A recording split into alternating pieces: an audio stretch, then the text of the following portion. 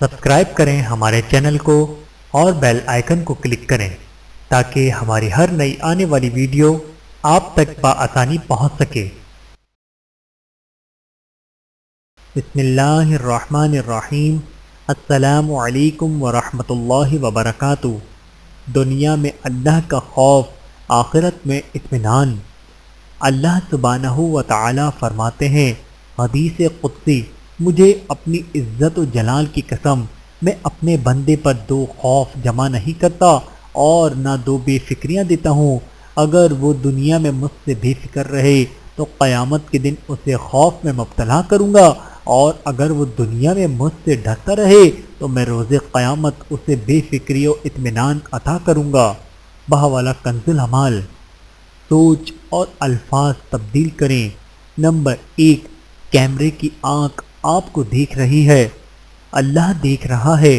Number 2، دیواروں کے بھی کان ہوتے ہیں، اللہ ہر بات سننے والا ہے۔ نمبر 3، کماؤ گے نہیں تو کھاؤ گے کہاں سے، محنت کر کے کمانے والا اللہ کو محبوب ہے۔ نمبر 4، چھوٹا خاندان زندگی آسان، توکل، صبر، قناعت اور اللہ کے چاہنے سے زندگی آسان ہوتی ہے۔ نمبر 5، پیسہ ہے تو سب کچھ ہے، ایمان ہے تو سب کچھ ہے۔ نمبر 6، پیسے سے سارے کام بنتے ہیں، اللہ کے چاہنے سے کام بنتے اور بگڑتے ہیں۔ نمبر 7، میں اکیلا اپنے گھر کو چلا جا رہا ہوں، مجھے اور میرے گھر والوں کو اللہ اپنی قدرت سے چلا رہے ہیں۔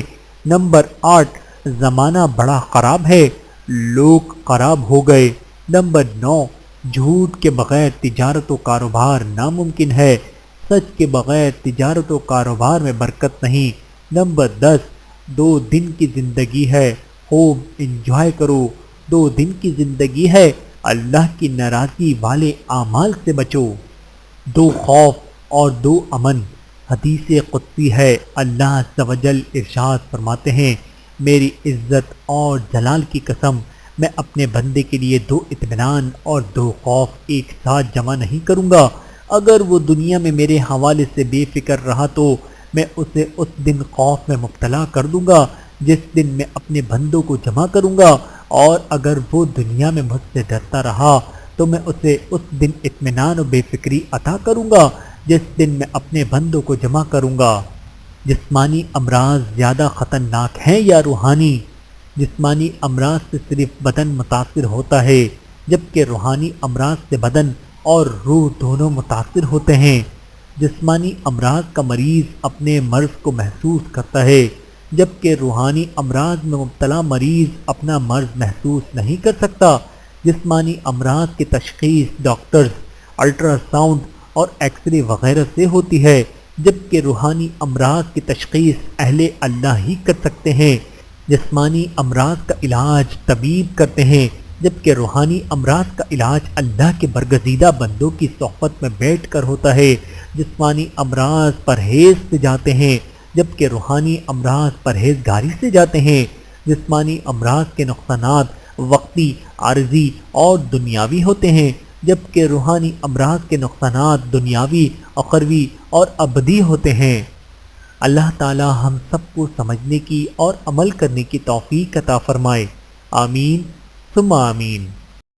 ویڈیو دیکھنے کا بہت شکریہ۔ مزید ویڈیوز دیکھنے کے لیے ہمارے چینل کو سبسکرائب کریں۔ اگر ویڈیو پسند آئے تو لائک کریں، اچھی بات کو دوسروں تک پہنچانا صدقہ جاریہ ہے۔